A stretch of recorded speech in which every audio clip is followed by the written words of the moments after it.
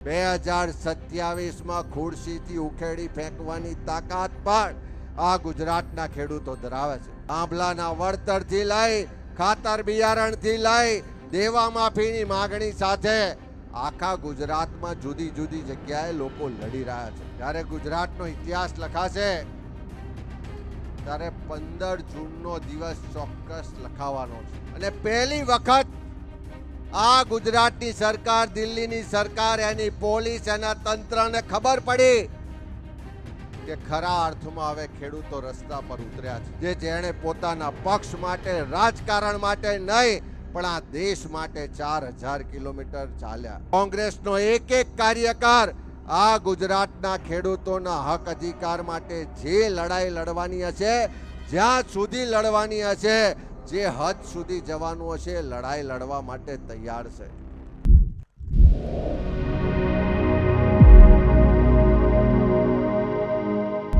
ખેડૂતોના હક અને અધિકારની લડત હવે વધુ ઉગ્ર બની રહી છે।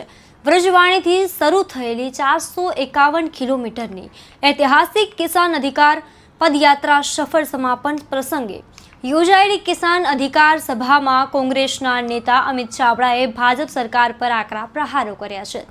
શા માટે પ્રહારો કર્યા છે અને સરકારને કેમ આડે હાથ લીધા છે, ચાલો જાણીએ।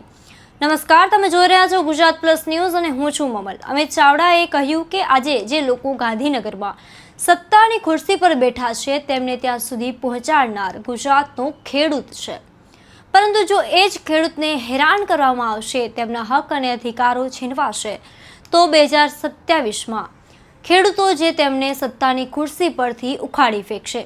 તેમણે વધુમાં કહ્યું કે આ લડાઈ કોઈ રાજકીય લાભ માટે નહીં પરંતુ ખેડૂતોને ન્યાય અપાવવા માટેની છે।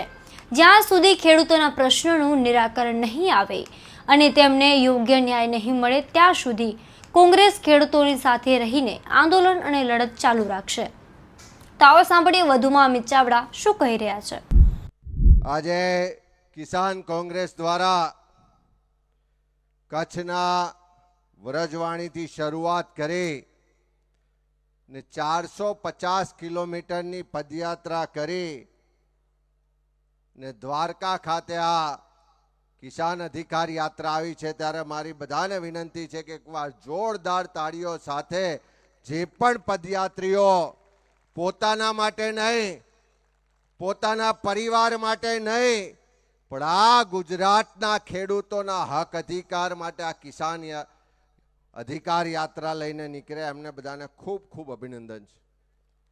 આ દીકરીઓ, નાના બાળકો, એમને પણ સ્કૂલે જવાનું હશે, એમને પણ કોલેજ જવાનું હશે, એમને પણ રજાઓ માણવાની હશે, પણ એ આ ગુજરાતના ખેડૂતોના અધિકાર માટે સતત 19 દિવસ સુધી ચાલી છે। અહીં પાલભાઈ હોય, જયેશભાઈ હોય, કરશનદાસ બાપુ હોય, લાલજીભાઈ હોય, મહેશભાઈ હોય, બચુભાઈ હોય કે ગીતાબેનથી લઈને બધા જ જેટલા લોકો આ યાત્રામાં, નાના મોટા બધા જ લોકો જોડાયા છે, એ બધા જ કોઈના ખેતરમાં થાંભલો નથી આવતો, કોઈને પણ અત્યારે કોઈ રાજકીય ફાયદો લેવાનો નથી, પણ જે કોંગ્રેસની જવાબદારી છે કે જ્યાં પણ અન્યાય થાય, જ્યાં પણ અત્યાચાર થાય તો એનો અવાજ બનવાનો, એના અધિકાર માટે લડવાની જવાબદારી લઈને બધા નીકળ્યા। જ્યારે ગુજરાતનો ઇતિહાસ લખાશે ત્યારે 15 જૂનનો દિવસ ચોક્કસ લખાવાનો છે। કોઈ ચૂંટણીઓ નથી, કોઈ મત લેવાના નહોતા, તાજી ચૂંટણીઓ પૂરી થઈ હતી, પરિણામ વિપરીત આવ્યા હતા, પણ ક્યાંક ગુજરાતના ખેડૂતના ખેતરમાં જબરજસ્તીએ થાંભલા નાખવા દાણીને કંપની આવ્યા, ખેડૂતોએ વિરોધ કર્યો તો સરકાર એની વકીલાત કરવાને બદલે પોલીસને અધિકારીઓ મોકલ્યા, જબરજસ્તીથી દંડાવારી કરીને ઢસડીને બહેન દીકરીઓને જેલ ભેગી કરી। એ ખેડૂતોને લડવું હતું, એ જે ખેડૂતોના ખેતરમાં થાંભલા નાખતા હતા, એમની જે દર્દ, પીડા અને આક્રોશ હતો એની વાત કરવી હતી। એની વાત કરવા વાળું એના અવાજને ટેકો આપવા વાળું કોઈ નહોતું. ત્યારે આપણા ગુજરાત પ્રદેશના કિસાન કોંગ્રેસના આગેવાનો, આપણા કાર્યકરો, ખેડૂત આગેવાનો કોઈ પક્ષાપક્ષીમાં માના વગર ત્યાં ખેડૂતના ખેતર સુધી ગયા, એને સથવારો આપ્યો, એને હિંમત આપી અને ગાંધીનગર કૂચ કરવા માટે ટ્રેક્ટર યાત્રાની શરૂઆત કરી. અને એ દિવસ એવો હતો કે જ્યારે આખા ગુજરાતમાંથી ખેડૂતો અમદાવાદ શાંતિપુરા ચોકડીએ ભેગા થયા. એ ખેડૂતો કોઈ એક પક્ષના નહોતા, કોઈ એક સમાજ કે જાતિના નહોતા, કોઈ એક ધર્મ કે એક વિસ્તારના નહોતા, પણ આખા ગુજરાતના તમામ વિસ્તારના, તમામ જાતિના, તમામ ધર્મના, તમામ પક્ષના બધા જ લોકો એક થઈ અને ખેડૂતો માટે લડવા નીકળ્યા. અને પહેલી વખત આ ગુજરાતની સરકાર, દિલ્હીની સરકાર, એની પોલીસ, એના તંત્રને ખબર પડી કે ખરા અર્થમાં હવે ખેડૂતો રસ્તા પર ઉતર્યા છે. પછી ભલે લડાઈના સ્વરૂપો બદલાયા હોય, ક્યાંક ઉપવાસ છાવણીઓ બની, ક્યાંક સાણંદમાં ખેડૂતો ખેતરમાં તંબુ નાખીને આંદોલન કરતા થયા, આપણે પદયાત્રા કરી, પણ એ 15 જૂનનો દિવસ એટલા માટે ઇતિહાસમાં લખાશે કે એણે ગુજરાતના ખેડૂતોને એક કરવાનું કામ કર્યું, એણે ગુજરાતના ખેડૂતોને જાગૃત કરવાનું કામ કર્યું, એણે ગુજરાતના ખેડૂતોને લડવા માટેની હિંમત આપવાનું કામ કર્યું. જેણે પોતાના પક્ષ માટે, રાજકારણ માટે નહીં, પણ આ દેશ માટે 4000 કિલોમીટર ચાલ્યા. એવી જ રીતે આ યાત્રીઓ પણ 450 કિલોમીટર પોતાના માટે નહીં પણ ગુજરાતના ખેડૂતો માટે ચાલ્યા. આ વીજળીના થાંભલાનો પ્રશ્ન તો એક છે, પણ ખોટી જમીન માપણીના પ્રશ્નોને લઈને લોકો લડે છે.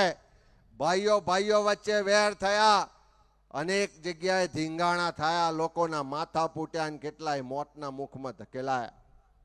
આજે ખાતર હોય, બિયારણની લાઈનમાં ઊભું રહેવું પડે છે. આજે ઉત્પાદનના પૂરતા બજાર ભાવ નથી મળતા. આજે ખેડૂતો દેવાદાર થયા છે.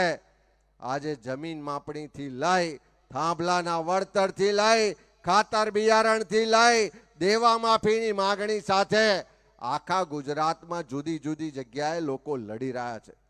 ત્યારે હું તમને ચોક્કસ વિશ્વાસ સાથે કહું છું કે અહીં મંચ પરથી ગીતાબેન કહેતા હતા, બચુભાઈએ કીધું કે જ્યાં પણ કોઈને પ્રશ્ન આવે તો ચોક્કસ યાદ કરજો, કિસાન કોંગ્રેસની ટીમ, કોંગ્રેસનો એક કાર્યકર આ ગુજરાતના ખેડૂતોના હક અધિકાર માટે જે લડાઈ લડવાની હશે, જ્યાં સુધી લડવાની હશે, જે હદ સુધી જવાનું હશે, લડાઈ લડવા માટે તૈયાર છે.